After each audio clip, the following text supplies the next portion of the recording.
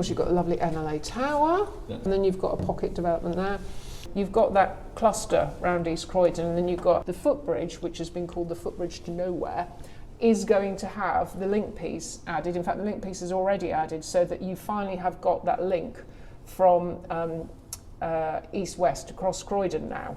Because for years you'd get off at East Croydon Station and you could only walk towards the town centre. You couldn't walk the other way into the hinterland to the east. This is Menta Morello, and we worked with the developer on this scheme, and I think it's a good looking scheme. I mean, it doesn't scream, it doesn't shout, look at me, but it's well detailed, and it's a nice piece of architecture to welcome people in at East Croydon. And then you've got Saffron Square, which is an older building, but I think everybody knows it, and it's a bit like Marmite Saffron Square, with the colours, which are supposed to evoke the history of Croydon's crocuses, I think. But I think it's always cheery, but you can put too much colour on buildings, but I don't mind a bit of colour on that one, and it always looks great, whatever the weather. And then this is another good-looking building. Actually, the bit where it's still under construction with the blue mesh on. Yeah. I really like that building. Again, we call it the Croydon vernacular, which is the sort of gridded out facade. But again, it's good-looking. It's got a sense of place. It's Croydon, and I think it will wear well. You look at a lot of tall buildings and you think, gosh, how they're looking a bit tired and they're only like 5-6 years old. Whereas I think that has got some legs in it. I think it will live and look good for some time to come. That's the hub development with Queen's Gardens, which was totally refurbished. And here you've got the Nestle building, which is looking rather sad, covered in scaffolding, and Seagas House next to it, which is the lovely Art Deco building. So we're having some interesting conversations on that site, and then you're starting to see the Whitgift site here. So you've got Centre Tower, and that whole block going north is the Whitgift, from basically where you see Popeyes on the corner, although that's not part of it. And you've got a lot of empty offices, car parks that are not really being used. It's ripe for redevelopment. Croydon generally gets considered as Croydon Town Centre when people think about Croydon. And obviously people think about the Whitgift, who know Croydon in any depth. And it's been a bit of a checkered history. However, I think we're in a really good place at the moment. Unibail, who are the sort of successor body to the Westfield, they bought out Hammerson last May, which I think was a real step forward in terms of bringing something forward on the Whitgift redevelopment. We had the planning consent from 2017 that had lapsed, and it was all a bit depressing, really, because we had COVID and we've had trauma on the high street and continuing trauma on the high street, and what is the way forward. And those schemes that had been very retail focused, such as the Whitgift planning consent, were not deliverable, basically. So it has been, we've got to totally rethink how we go about this. And I think what's been fantastic with Unibail is that they bought out Hammerson, and they've brought in a new team who are really excited and knowledgeable about Croydon and about the sort of issues that they need to get right this time around, and to look at not just a retail scheme but a whole mixed use scheme, and to think about what is Croydon, how is Croydon going to grasp this opportunity, and how can it work with the unique USP of Croydon. And there's so many brilliant people and such a brilliant culture, and there's so many attributes in Croydon, positive attributes, that's brilliant to sort of be a platform on which a new proposal can go forward. And that's where we are at the moment. We're just talking through quite conceptually high level the possibilities for what the scheme could be. But from from my point of view, you know, I'm really excited because in townscape terms, it is being talked about much more in a sort of streets and spaces way, rather than just some massive mall that was just parachuted in from the sky. And it's going to be something that interfaces and works with the surrounding grain to create a place, basically. And that's what we really need to do, because we haven't got that sort of retail heart at the moment. It's all quite down at the heel and quite sad. So I think it's a really fantastic opportunity, and I think that the team at Unibail are putting together the right team and right ingredients to bring something forward in a quick time period, because that's the other thing. We can't have this lingering on for ages. It has to be quite a chunk that comes forward quite quickly. So we're working with them on a sort of PPA and some master planning work to set out the principles of it. So one of Croydon's great attributes is its connectivity, and I think it's interesting that there has been lots of redevelopment and regeneration around the town centre, around East Croydon. You had the Stanhope Schroeder master plan that is being built out. We've got the new Home Office building, you've got HMRC, you've got residential there, and then you've got this sort of little cluster which is 10 Degrees and I think it's called Enclave now, which are the modular builds, and they've been really well received both in terms of what they look like, and the developers are really keen to build here and to build quickly. And they're also doing some other things a bit closer to the Whitgift as well, in relation to Greystar. So they've been really quite key, Tide and Greystar, who see the opportunity in Croydon. I think because of the transport links. The building that we're in today is it was built to rent, and it is aimed at young professionals. Well, when I say young, I think it's professionals, full stop, and my understanding is actually that there is quite an age range who come and live in these buildings.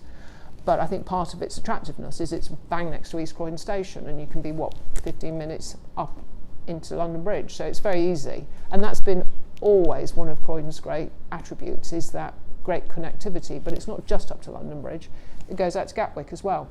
And we continue as a council to foster good links with Gatwick and the Gatwick Diamond, because there's huge opportunities there. So I think Croydon's very strong in terms of its location, and that's why we have seen development interest throughout the past couple of years, even though it has been a bit slower everywhere, but there's still a lot of interest. The new mayor came in very much on a planning manifesto commitment to sort of rein back on the suburban intensification, and the SPD we had, which was very much about encouraging suburban intensification, was immediately revoked, and that's really helped to rein back the suburban intensification. It's not all of it. We still have policy H2 in the London plan, which is about small sites redevelopment, but it's much more out now about design over density, and characterisation and understanding what a neighbourhood looks like, and that if you are going to do some intensification, it has to work with the area and in terms of character. So before, we would get applications in to knock a 4 or 5 bedroom house down, put in 9 flats. Now it tends to be, maybe 2-3 houses perhaps, less flatted development. So that's been quite a significant change, and it's interesting to see how it plays out. So developers would be pushing as much as they could before, as now that they have a much tougher time getting through planning committee, and they know that they can't get the quantum of development they used to want, and that's meant that there's been more of a focus, I think, in our district centres and town centres, because we've still got to deliver our housing target, but it's much more about, we'll focus it in the town and district centres in more sustainable locations, because that was one of the issues around suburban intensification as well, is that if you are putting significant new development into suburbs, sometimes with PTALs 2, 1, 0, that's not hugely sustainable, and you've got to put in significant car parking space, and that creates a whole range of other issues in terms of infrastructure and just literally on-street parking was becoming quite difficult as well. So lots of tensions there, and you do have to work in town planning, etc., and deliver your housing numbers, but you've got to work with the communities that are on the receiving end of it. With Brick by Brick, they did a lot of work on small sites, and there was some really interesting architecture, and I think that they pioneered some really interesting architectural responses to some really constrained sites in relation to overlooking and how do you really optimise sites. However, Brick by Brick is being wound up by the council. They didn't build out all the sites. Some of the sites I think were just too difficult. There was things like garage sites, they were bits and bobs, ragtag bits of land.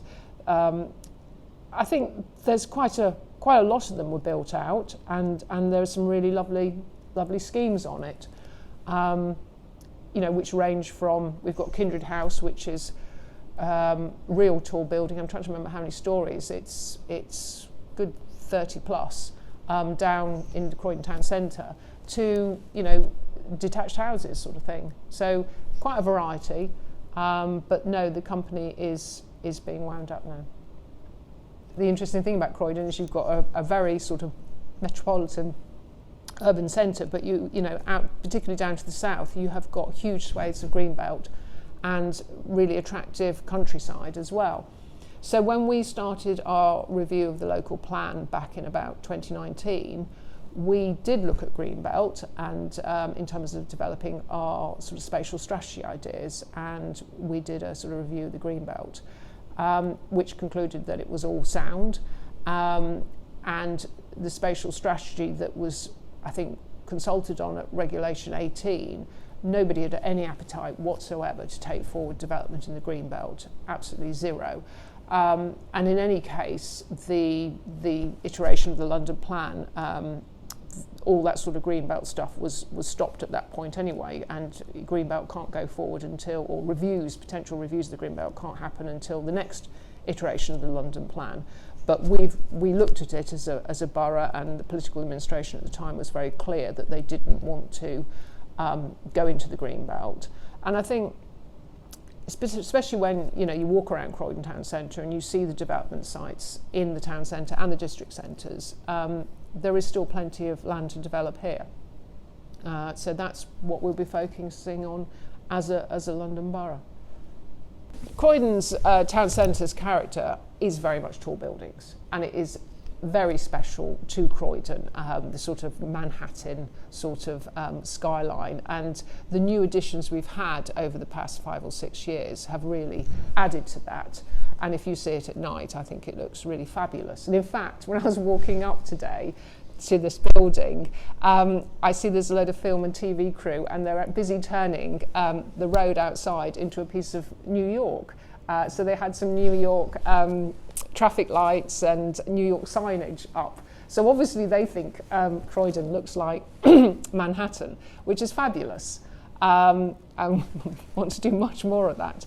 And yeah, we're not afraid of tall buildings whatsoever. I mean, we had last week at Planning Committee, we had another 48-storey tall building approved by committee, which is for the Croydon Park Hotel site, which is quite close here to this tall building. So, any developers who want to, have ambition and build tall, come to Croydon. We're not scared of height. We use View City to make sure that we understand what the implications are. And we're also doing some really interesting work around wind modelling as well, because obviously tall buildings, they can create some unfortunate wind microclimates, and so we're doing a lot of work on that to make sure that the tall buildings we go in are not going to have unacceptable impacts on people and pedestrians walking around. So I do see that Croydon Town Centre will continue to evolve with tall buildings, and we've got several others that are just waiting in the wings to come in to drop as applications. But definitely there's plenty of ambition here for tall buildings. Of high quality, I will have to say though, and I do think that our tall buildings are good, high quality, and I think the one we're in today, 10 degrees, they are all designed to really high quality standards. How they hit the ground, they've got a top, a middle and a bottom, really nice materiality. There's a lot of thought that goes into it, and that's the placemaking team at Croydon. They work very hard and they are very skilled. And I'll be very controversial here, but when I walk around London and I go to other district centres or metropolitan centres and I see the tall buildings there, I don't think they're as good as quality as they are in Croydon.